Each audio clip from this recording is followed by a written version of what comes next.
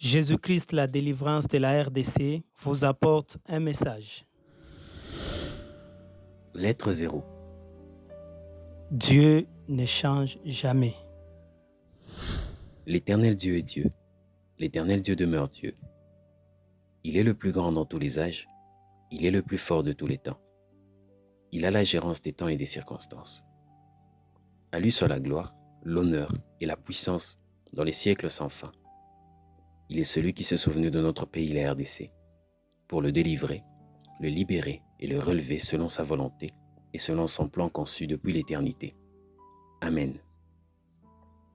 Lettre 001. Ce que Dieu fait quand son peuple s'humilie.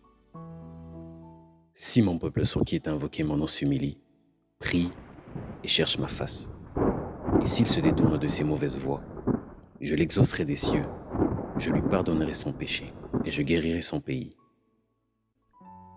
De tous les quatre coins de la RDC, pendant des années, le peuple, ceux qui croient à l'intervention divine dans notre pays, la RDC, ont eu à s'humilier.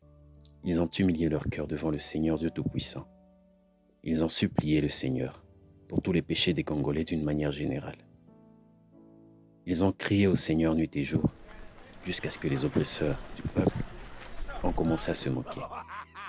Cependant, Dieu écoutait les prières, et il a fallu que son temps arrive pour intervenir dans cette nation. Car la guérison de la RDC ne dépend plus des stratégies humaines, ni de la volonté des hommes, mais du plan de Dieu et de son projet pour la RDC.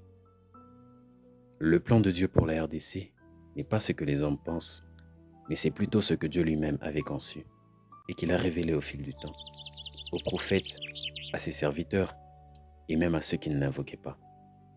Car personne ne peut tracer un chemin pour Dieu, mais c'est plutôt Dieu qui peut tracer un chemin là où il n'y en avait pas.